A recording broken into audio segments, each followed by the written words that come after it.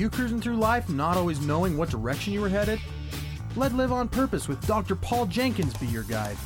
Live on Purpose will give you insights into your life and show you how you can become the driver and captain of it. No more aimless wandering.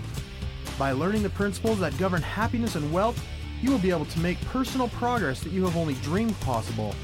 And now, here's your host, the shrink who expands your life, Dr. Paul.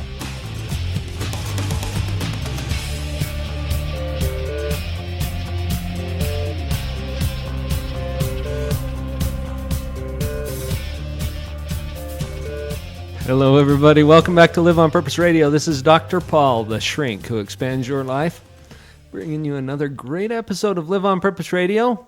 Before we launch into our content today, I wanted to give you an opportunity.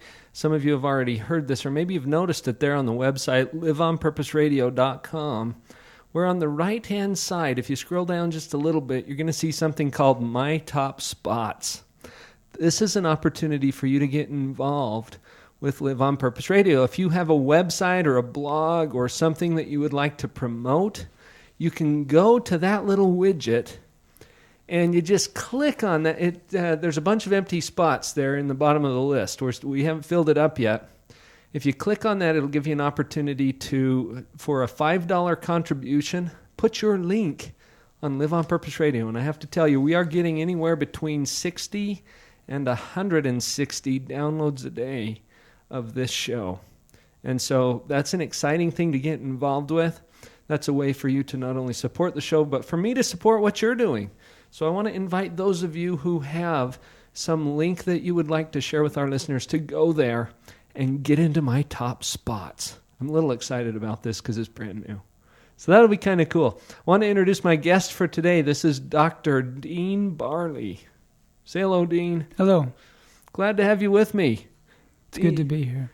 Dean Barley is a clinical psychologist who is licensed to practice the art of psychology. I call it more of an art than a science. Very good.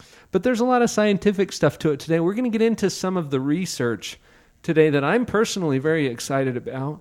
Dean and I have known each other for a number of years. And I was just recalling, Dean, I think the first time that I ran into you was when I was doing an internship or a clerkship, I believe it was. That's true. At the Utah State Hospital. Mm-hmm, and you supervised that. Do you remember that? I do. And we had some fun out there. Yeah, there was a lot of work to be done there. Good work. That's some good work that's happening. And anyway, we've been associated since then. We've had some discussions recently about some trends in the world of psychology. And you have been doing some exploration, shall we call it, in an area that I find very intriguing and that I've really kind of shaped my practice around in the last couple of years, and that is the area of positive psychology. Why don't you give us just a little bit of an intro to who you are and what you're doing and why this topic has got you turned on? I've been thinking and reevaluating my goals and dreams of the impact I'd like to make, the contribution I would like to make, and have found a content and perhaps a delivery system through this positive psychology ideas. The thing that impresses me most is that these ideas are well founded on research, and it's not armchair philosophy, things that people come up with, or some people say self-help snake oil. These are well-founded research findings that do work, and so it gives me courage to try to use these in practice. And so... well, there's a lot of foofy ideas out there. So it appears. And you and I both know this. There's a lot of goofy stuff out there, and almost anyone who has a philosophy or a theory can go out there and promote it or practice it or whatever. And what you're saying is that the things we're going to be talking about today are grounded in some of the more traditional types of empirical study. Correct. That helps us to know, well, this is more than just an idea, or just a theory. This tends to hold some water, and it tends to have some robust findings in the research field. True. So let's introduce the topic by contrasting it to what else there is. If this is positive psychology, what are we contrasting it with? The historically, psychology in America, and I want to immediately cite people that our listeners will want to know about. They'll need to review, I would highly recommend they review a book called Authentic Happiness by Martin Seligman. He also wrote Learned Optimism and other books. One of the founders of this movement, a past president of American Psychological Association. Much of what I will say today will come through his review of the literature. And he makes the point that psychology as a whole in America since the end of World War II has been founded around helping people who are suffering. Just as in medicine, doctors go to school to learn how to cure illness, and psychologists are trained to do therapy with people who are struggling and to remove symptoms. However, simply because I assist someone to where they have no symptoms of depression does not necessarily mean I've taught them how to be happy. That's right. And so the difference between traditional psychology as practiced today would be we're trained how to help people remove symptoms and to function better, as it might be said, to get from a negative position to zero or neutral.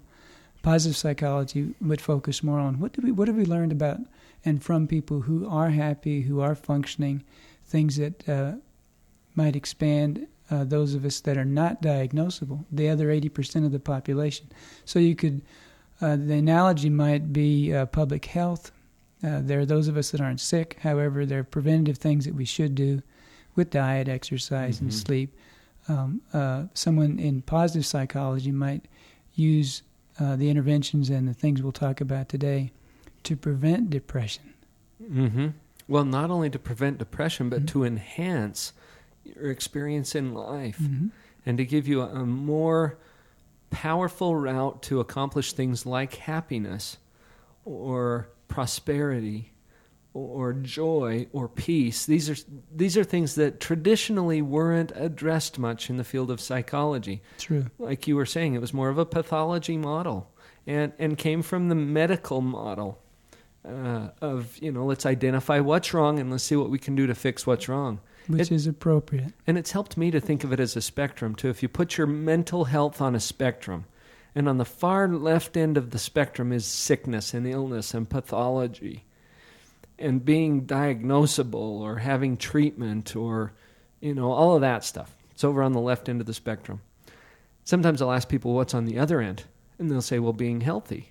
That's good. And I actually put that right in the middle. Okay. If we define it as being not sick, like you said, get from a negative position to a neutral position. Okay. And compare it to your physical health, for example. You might be sick in bed. You might have a fever. You might be throwing up, all kinds of stuff. There comes a point when you are no longer sick. You're able to get out of bed. Your fever breaks. That doesn't have anything to do with how fit you are or how much you're thriving. Correct. And so that's the whole other end of the spectrum, and that's what we're talking about with this positive psychology. Exactly. So I am personally very enthusiastic about this because I used to feel some frustration in my clinical practice. I developed some pretty good skills for getting people out of their stuckness and out of their sickness to a position that was rather neutral. They're not sick anymore. No longer diagnosable. Which means if you're billing their insurance company, there is no longer any medical necessity for your services. Correct. Well, does that mean that the things that I can do to help them are no longer going to be helpful to them? We would hope not, and we would hope we'll come up with a delivery system like through podcast, public service lectures, the same way that we get public health information out into the world. We'll use this positive psychology to make a difference in the lives of real people. And that's what this positive psychology is all about. How can we take that other end of the spectrum and learn from it whatever we need to know to understand what it takes to accomplish happiness? As Seligman puts it, authentic happiness.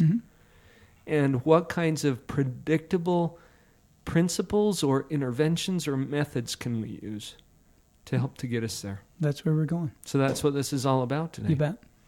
Well, Dean, we've got a few minutes before our first commercial break, and I want to give you an opportunity to highlight perhaps an idea or two from this book to kind of get us started on this topic. Great. The thing I would want our listeners to, at the end of our discussion today, to take home is the concept of optimism as defined in very specific ways that we'll discuss in a few moments, and how that form of thinking and approach to the world does a lot of marvelous things for you as far as it correlates with better health, better social relationships, better functioning in the workplace, in sports, in many endeavors that are vital.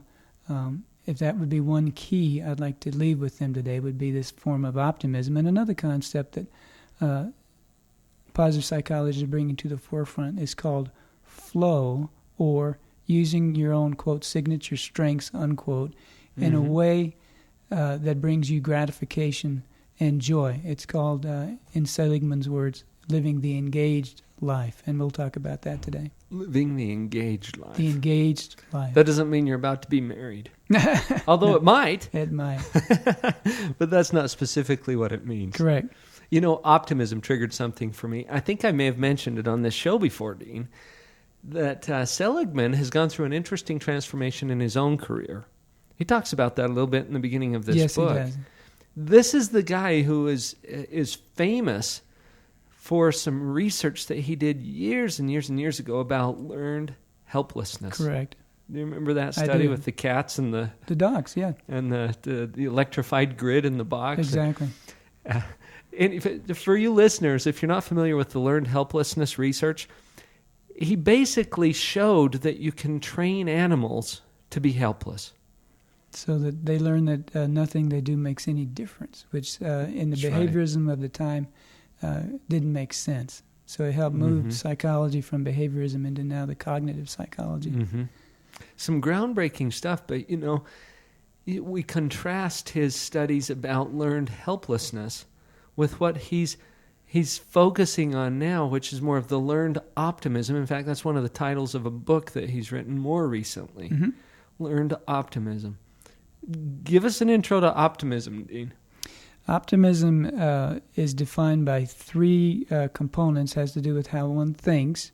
When something bad happens to an optimist, he's going to interpret that in the realms of, is it personal? Is it pervasive?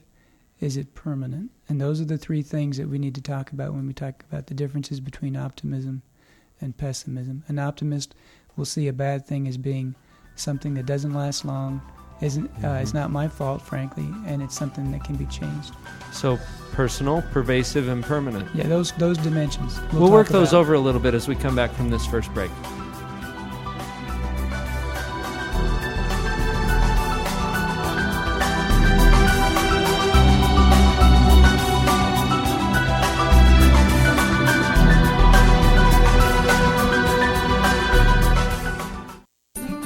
This is Ross Kellen Moore of Creation Tree Coaching, and I've got two questions for you. Who are you? What do you want? You see, I've figured out that you and I can absolutely create anything that we really want. But to do that, we've got to be absolutely clear on who we really are and what we really want. So what do you want? More financial abundance? More fulfilling relationships? A higher level of health and fitness? How about finding your work that allows you to create massive value for others in the way that you love most? Welcome to Creation Tree Coaching. We are the world's premier provider of abundance, education, and resources. We are here to help you create the life you really love. Begin now at creationtreecoaching.com. Check out our live teleseminar classes and podcasts. Get to know our coaches and schedule a coaching session. Explore training for your business and employees. Welcome to Creation Tree Coaching and a whole new world that you create on purpose. Raising kids is one of the most challenging and rewarding experiences we can have in life.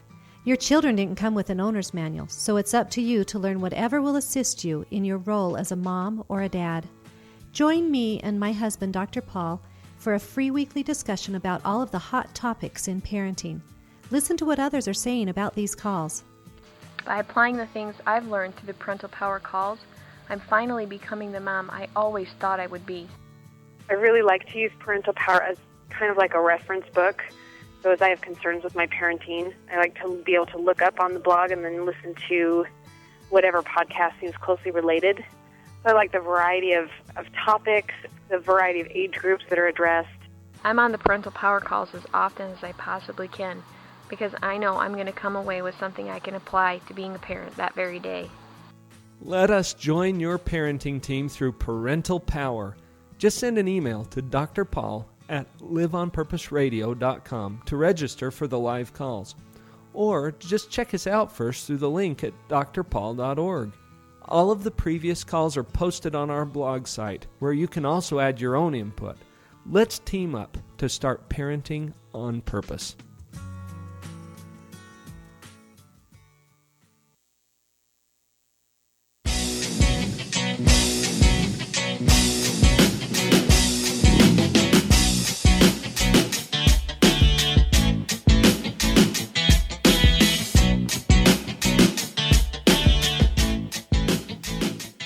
You know, Dean, it would be really interesting to find out what people think about happiness. Just anecdotally, I haven't done any hard research on this, but I have people express things to me all the time in my office or just in the associations that I have with people. They have these ideas about what it takes to be happy. Sure. Sometimes they're very misguided or they just seem out of place to me. But Seligman has done some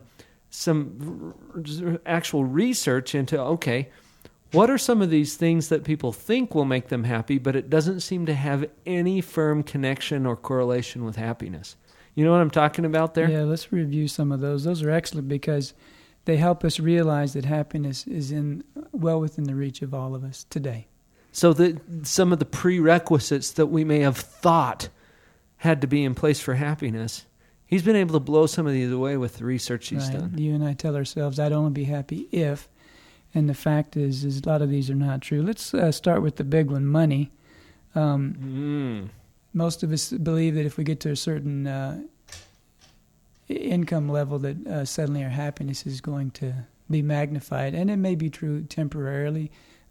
Life satisfaction scores indeed may go up briefly to changes, but one of the problems with what's called habituation is, frankly, we get used to it, we adapt, and we compare ourselves with others, and very quickly we're still dissatisfied. Materialism can be very toxic. One study of 22 lottery winners, major lottery winners, people who made a lot of money, after a period of time returned back to their basic baseline level of life satisfaction that they had before they won all this money. In fact, I think I've heard that some of them are actually lower later on. And maybe that's just case specific, but what you're saying then is that sometimes the change, like if you go from this income level to something that's maybe a third higher or something, you're going to feel some satisfaction about that. You're going to have a sense of accomplishment or euphoria about that. And it's temporary, usually. But then you settle into that, and you're dissatisfied again because whatever was creating the dissatisfaction to begin with is still there. So it appears. And so money, if we're going, for example, from extreme poverty and deprivation up to where we meet baseline needs, of anything above what we need to survive and get by on and have some level of security, adding to that probably won't add a great deal of life satisfaction. So if that makes sense to our listeners, if we get up to a level where we can meet our needs and there's some level of security, that will probably, if we were in extreme poverty before, then that might help. But beyond that, the life satisfaction scores probably won't change a lot. There was one study done of the Forbes 100 people. These are people that are worth $125 million on the average. And their baseline level of life satisfaction was only slightly happier than the average American. And so you and I think of the rich and famous and wonder, they must be much happier than us. And the truth is, with money, is life satisfaction or happiness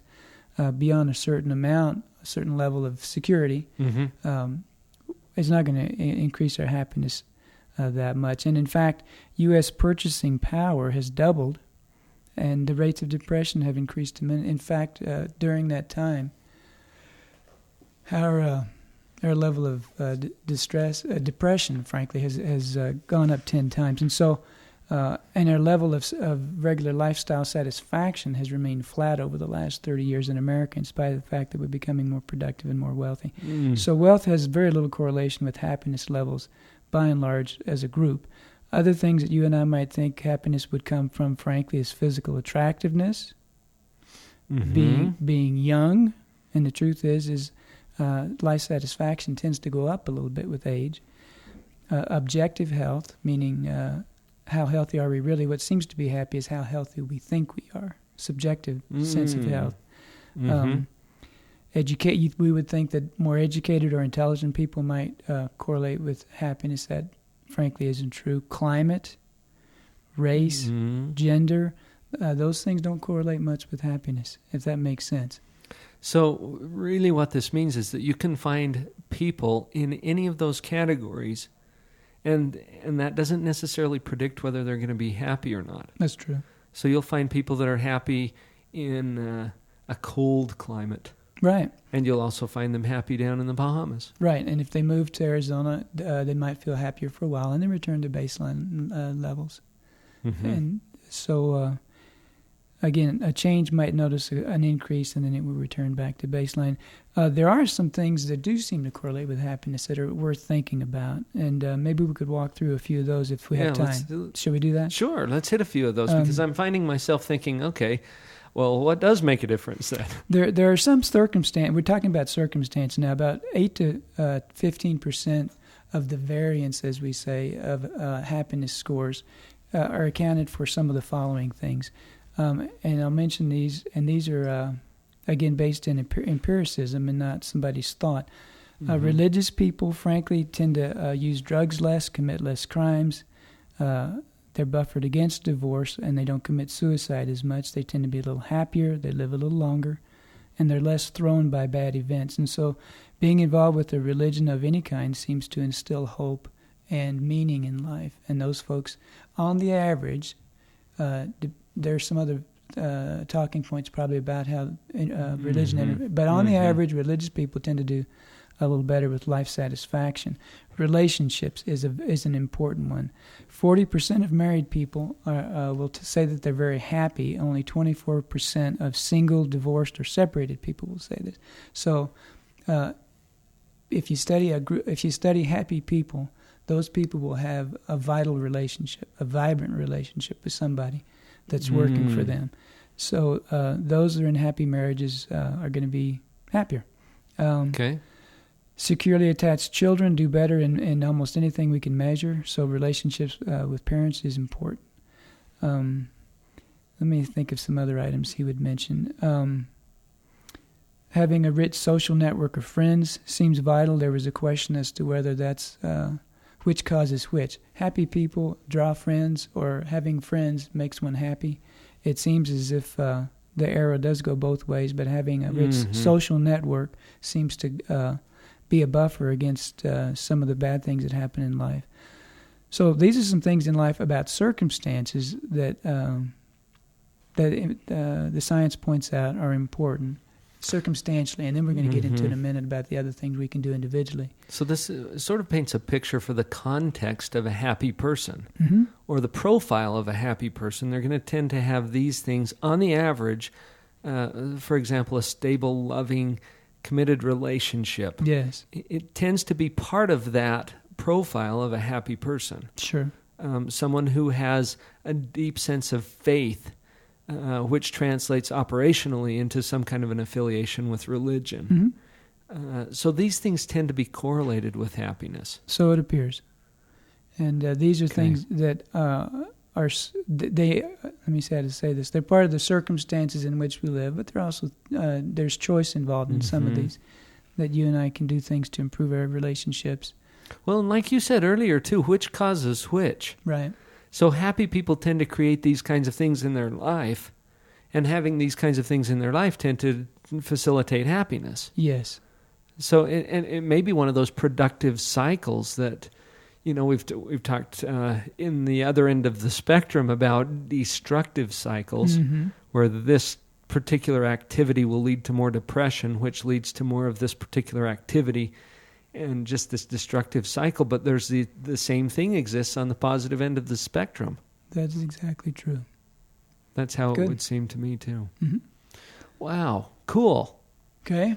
Now, there's something I wanted to come back to. Maybe we're going to jump around a little bit, but I'm going back to this optimism thing. Yes. And you said that optimistic people, well, anybody is going to evaluate the circumstances of their life based on these 3 words that you said. Is it personal, is it pervasive, and is it permanent? Correct. An optimistic person is going to evaluate those things much differently than a pessimistic person. Right. Let's it's important people get this down. And so a pessimistic person, when a bad thing happens, is going to interpret that as something that's personal, and it's my fault. It's pervasive. Mm-hmm. It's the way I've always been. It's the way that's the way I am in every circumstance. Kind of stuff always happens to me. And I can't change it. Okay. So if I'm on the way to the store, I'm in a wreck, then it's because I should have known better to go out on a day like today. I always make these stupid decisions, and now look what I've done, and it's going to happen. And I do this in every aspect of my life. That would be a pessimistic thing. And the only thing worse would be if I've got a kid in the car listening to me talk like that, because they're going to pick up on that kind of thing. Because then you're training the next generation of pessimists. Right. An optimist would say, oh, it's a rainy day. I wasn't paying attention, so it's specific. It's circumstantial. The other guy wasn't watching. I wasn't being very defensive. I'll be more careful next time. And it wouldn't even occur to him to generalize this accident to other aspects of his life. And so a pessimistic person sees bad things as permanent, pervasive, and personal. Now, the optimist would do those same things with good events. I did it. It's great. I'm good at everything. And it's going to last forever. So those 3 P's, permanent, pervasive, and personal, the pessimist does it at bad events. The optimist does it with good events. Okay. That's clear. Well, and it's interesting as you mentioned that I've taught a lot of my clients that every single event in your life has both a personal and an impersonal component. Mm-hmm. And the personal part is that it's happening to you. Right. But the impersonal part is it doesn't matter that it's you. Could be anybody. Stuff happens. It could be anybody. And there's a line in the Bible about how God causes the rain to fall on the just and the unjust. Mm-hmm. It just rains. And if you're out there in it, you're going to get rained on. So true. But the pessimist thinks, it's raining on me. And it's my fault. And it always rains. And it always Every rains. time I go out, it rains. And I can't change it. It's always going to be... It's like that cartoon. Have you seen the cartoon? I think Winnie the Pooh. Mm-hmm. You know, Eeyore, and he's walking around and there's a little rain cloud following him. That's the pessimist. It's raining just on him. Right. And it always happens to me. Right. Yeah. Whereas the optimist just knows that it's raining. You know, right. Grab an umbrella or just enjoy the rain. And the sad thing with the pessimist is if something good happens, they would interpret it as a one-time lucky fluke thing that happened to me that was still outside of his control. So it's very difficult at times to teach them, to pull them out of that helplessness piece. And it's really the same pattern of thinking, but applied on either the positive side or the negative side. That's where the emphasis is. Cool. We'll take it a little farther than this when we come back.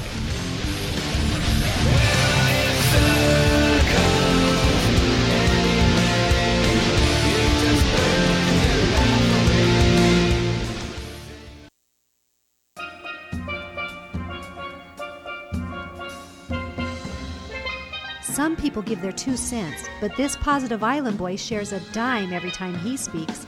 Dino Pinder is back with another deposit to your attitude. Every day's a good day. Thank the Lord. Hallelujah. If your eyes opened up this morning, your 2 feet touch the ground, you got more to thank the Lord for. I mean, if we was to write our blessings on the wall, we'd paint this old city because we just can't number them all. So instead of complaining and griping, just thank the Lord that you could get out of bed and walk and talk. Yeah, sometimes people tell me, hey, it's good to see you. I tell them, well, I'd rather be seen than viewed. Yeah, but I see people, they worry all the time, worry about this, they worry about that. My grandma used to worry all the time, and I used to tell her, Ma, worrying is give you something to do.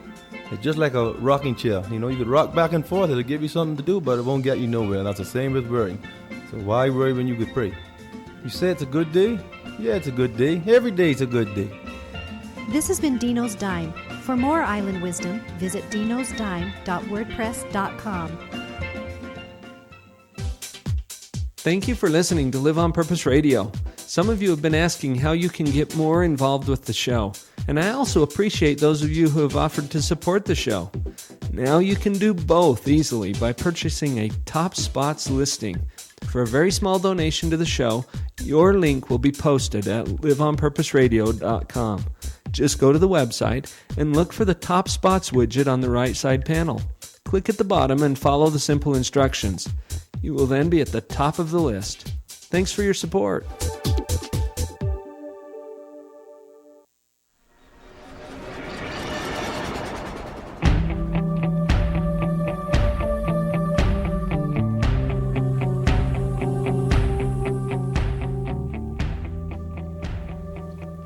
So there's a clear difference between being a pessimist and an optimist. Yes, and the optimists are 8 times more likely to get depressed when presented with bad things. So it's toxic. You mean the pessimist? I meant the pessimist. Thank you. I think you said optimist. What I meant to maybe say was the that. pessimists are more likely to get depressed when bad things happen, and they don't persist to get out of it. And when you say depressed, you mean clinical, measurable depression? Yes.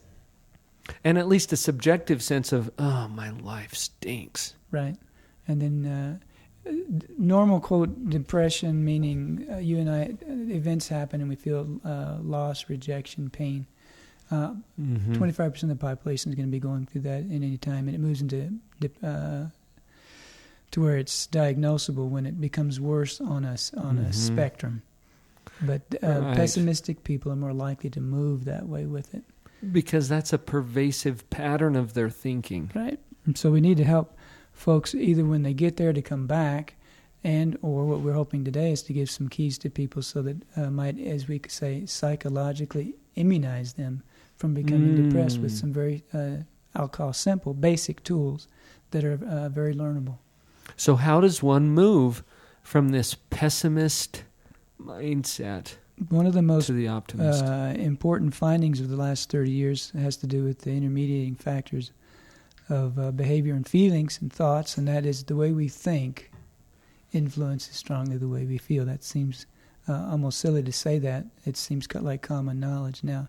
But the thought patterns that we have highly drive the way we feel, and so it's hard for me to change my feelings directly, but it's a little easier to focus on the thought patterns. For example, if I want to move from a pessimistic thought pattern to optimistic, we can use the ABCDE pattern that all cognitive psychologists use. That's one that I teach. Yeah, and so A would be an activating event or an adversity, something bad happens. B is often the belief of what we tell ourselves about what just happened. C would be the consequences of what we do.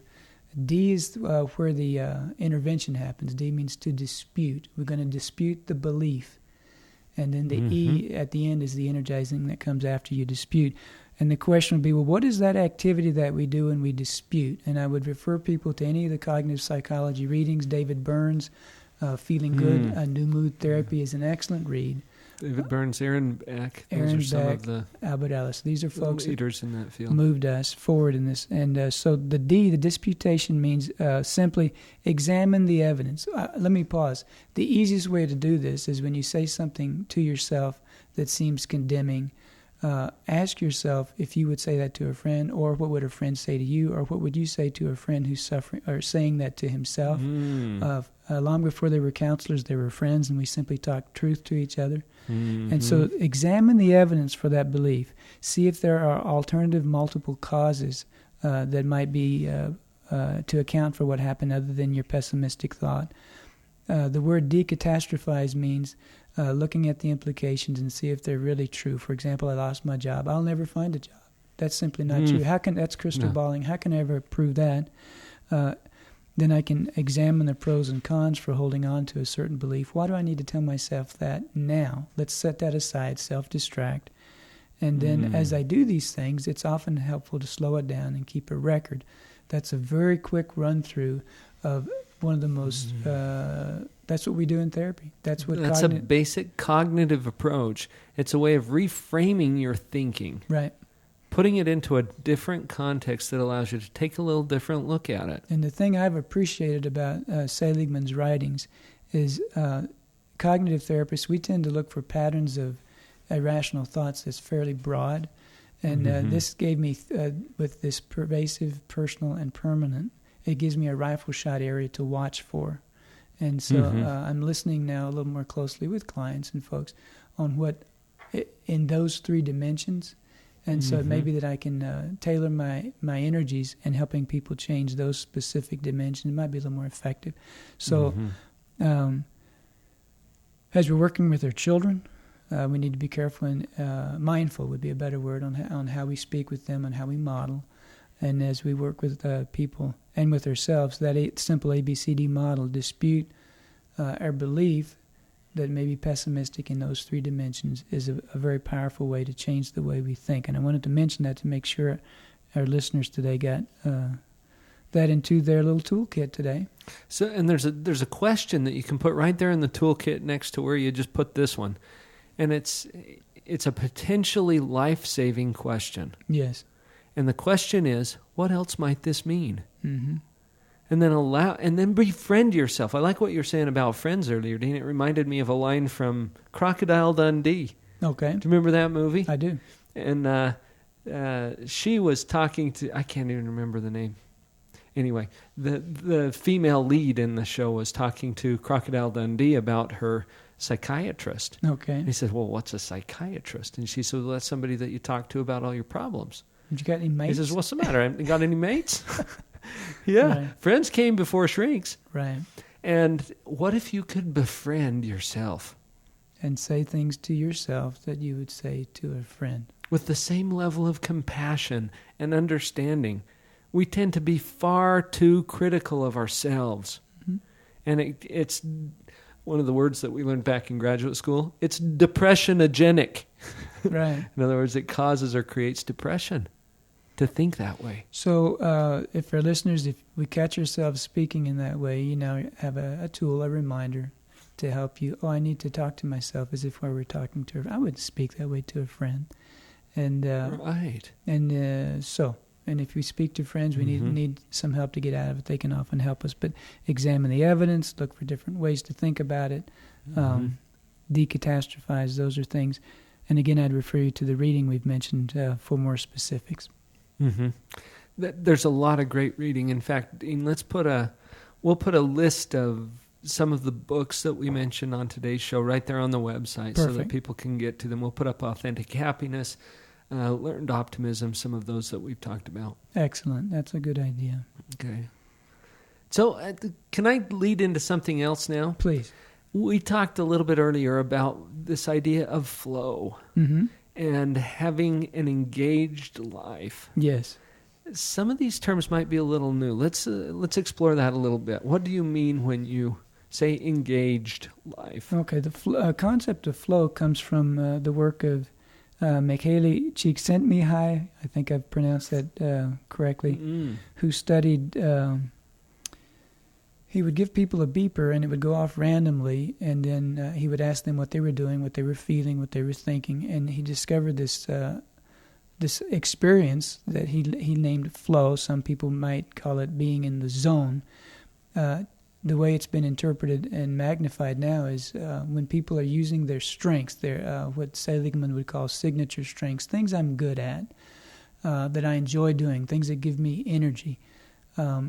And I'm right at the top of my ability level with a challenge.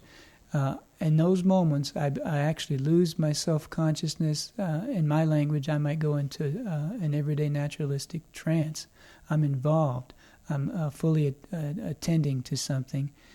If you interrupt someone who is in this midst of flow and you ask them how they're feeling, they might not be aware of feeling anything other than, I'm pretty busy right now, can you leave me alone? Afterwards, they would say, that was really fun, I want to do more of it. But right. Time stops and self-consciousness lapses and people get into something very heavily. That's called flow, and it's gratifying. It's different than a pleasure, and especially if it's in the service of a noble cause, then we would call that the engaged life, or even moving into what he calls the meaningful life.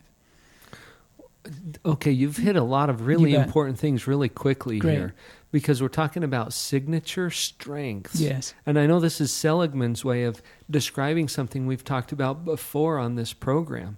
When we talk about having a sole purpose or having unique abilities or having areas of passion in Good. your life or dreams. I mean, all of these things are related concepts. Yes. And it has to do with the way people are drawn into or engaged in their life, especially if it's towards some kind of a higher purpose. Great. And I think you mentioned that as well. You bet. And I know from my own experience and working with all of my clients and the readings that I've done, that when you're on target, when you're in the zone or in the flow,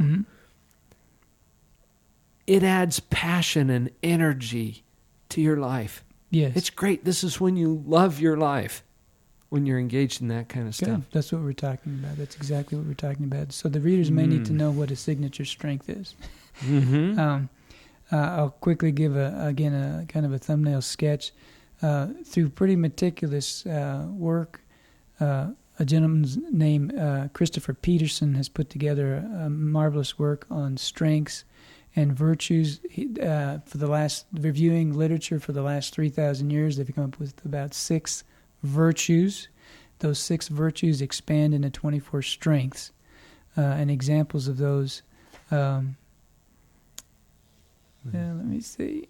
For example, if a virtue might be wisdom and knowledge, and that might break into a strength of curiosity, or love of learning, or judgment, ingenuity, social intelligence, and perspective. So there's 24 of these different strengths.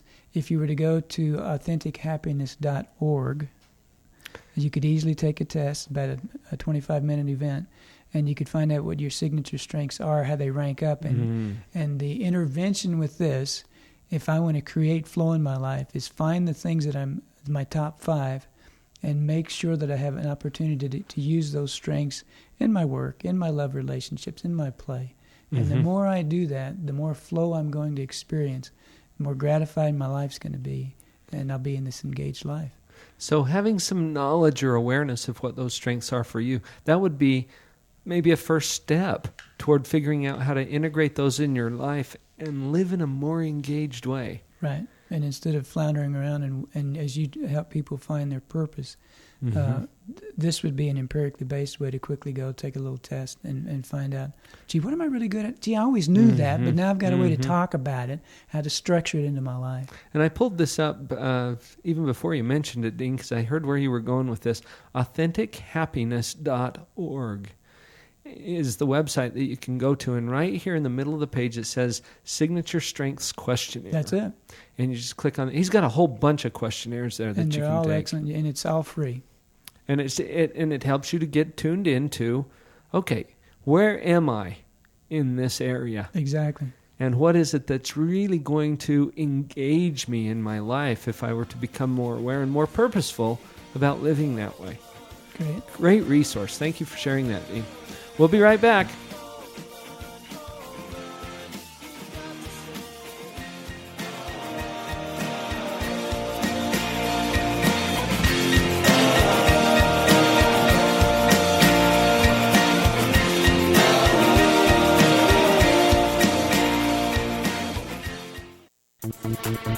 Hi, this is Jason Adams, one of the co-founders of CashflowParadigm.com. We created Cashflow Paradigm as a way to help others look at money differently. What are your beliefs about money? Is it good or bad? Many people have beliefs that limit their control over money and don't even realize it. The thing most people don't realize is that their beliefs about money greatly affect the amount of money and prosperity they have. It's all about your paradigm. Come play a fun game with us called Cashflow 101, created by best-selling author Robert Kiyosaki. Come meet new people and check your paradigm as we learn principles that govern our personal and financial lives while having fun together. Currently, we are holding monthly game nights in Provo and St. George, Utah.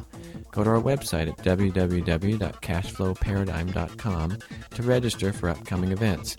That's www.cashflowparadigm.com.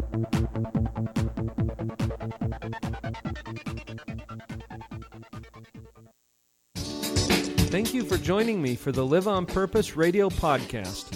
It is truly an honor to be a part of your prosperity team. Please visit my website, drpaul.org, to get connected with other tools for you and your family.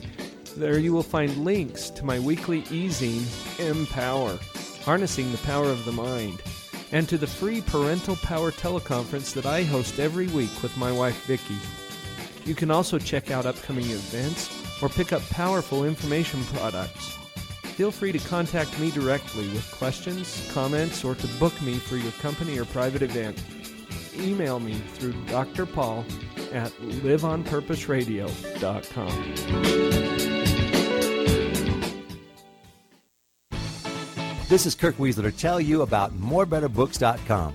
Morebetterbooks.com is where you can find more better books for a more better life.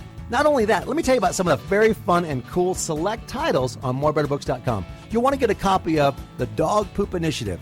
This best-smelling book could change your life forever. It certainly changed the lives of thousands of Boeing employees, as well as school teachers, parents, leaders across the United States and in Israel and in Germany. And you can get your own copy at morebetterbooks.com. Whoa, that's not all. What about The Cookie Thief?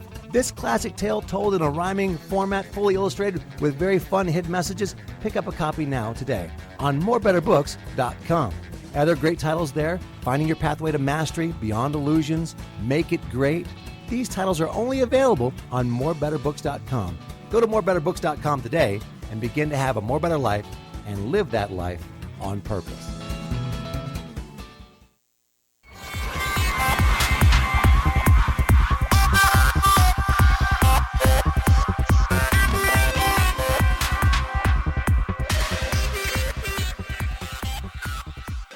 Okay, since I've got an expert in studio with me on positive psychology, and Dean, I consider you an expert because you're better read on this particular topic than most people I know. I'm just beginning. I feel like I'm standing on the seashore throwing rocks into the sea. But it's a very attractive sea. Yes, it is. Isn't it? And it's got me excited because here finally our industry, our field, is understanding that there's more to it than pathology, and that there's this whole richness of life that we can access, and it's based on solid theory, and it's based on things that we can identify as principles. Then they work. I've got a couple that I want to ask you about. Okay, because I teach this stuff all the time, but I tend to be more of I get enthused about a topic, I see how it works in my life and in the lives of others, and then I go apply it. And I don't turn to the research as much as some of my colleagues might. Great. So there's two things that I use routinely in my counseling and coaching with people that I want to ask you about, and those are gratitude and forgiveness. Nailed those, didn't you? Tell me what the research says about those. In this piece that Seligman calls The Pleasant Life, and having positive emotions about the past, present, and future. Mm-hmm. In order to, and again, the way we feel is often, connected with the way we think.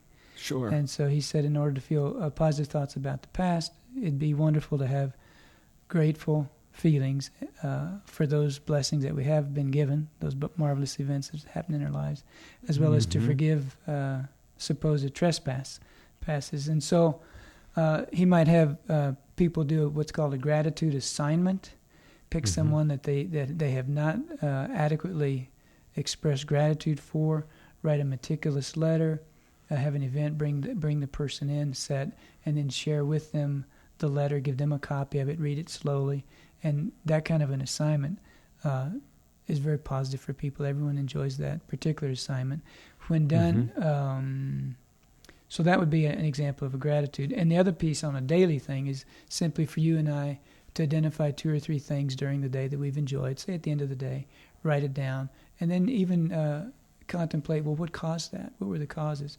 And that's working on, again, our attributional style. Am I going to give an optimistic or a pessimistic attributional style to my causes I'm assigning? And so that's practice. And that does seem to be something that really helps people and lasts over time, that second intervention. Write things down that are good, that have happened to you today, you're grateful for, and how did that happen? And that seems to help people feel better in the present.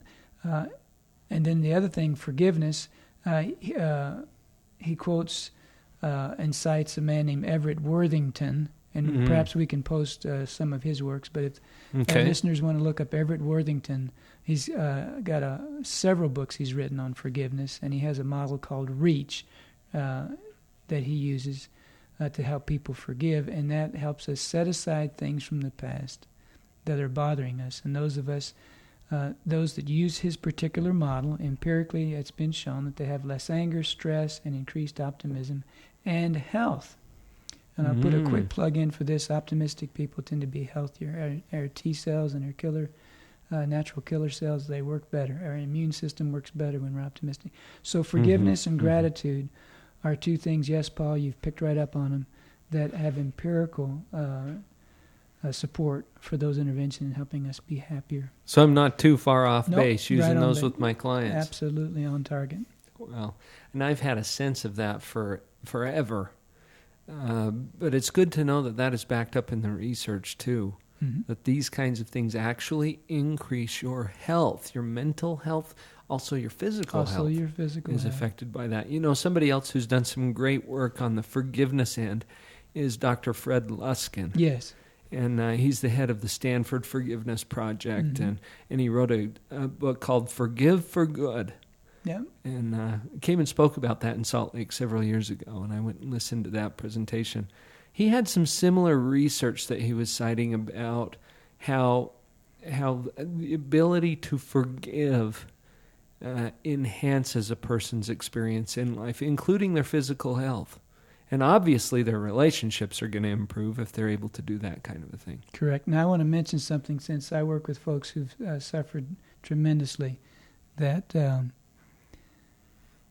the people who've been through, and I'll speak frankly, horrendous abuses in the past. I understand that using forgiveness as a word is sometimes very difficult, but and as people, when they're ready, move towards that, there's tremendous healing.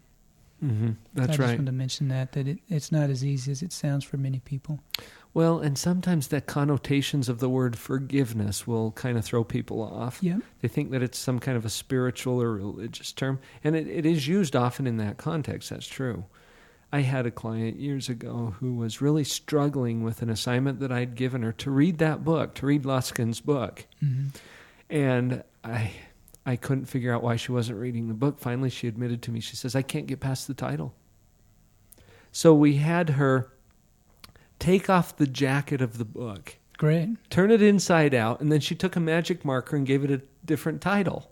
And I think the title that we picked was How to Free Yourself from Prison. Great. Or something like that. Sure. You know. And she just put a different title on it, then she was fine. She could go ahead and read it.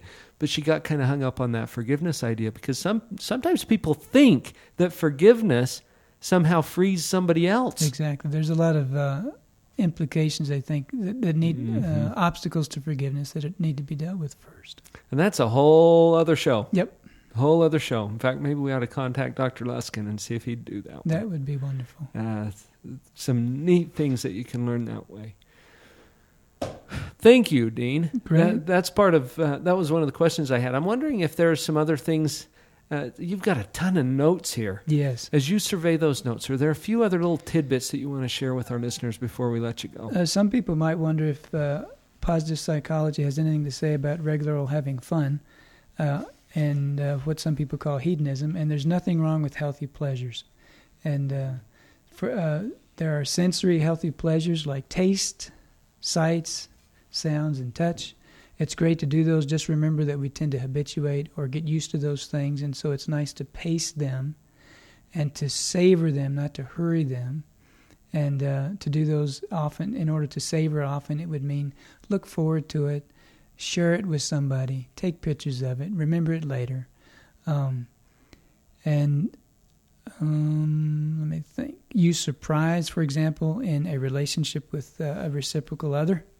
To pace your positive events to prevent habituation is an excellent example of a way to make life fun and enjoyable without just simply getting used to the good things. For example, how many hot foot Sundays can I eat?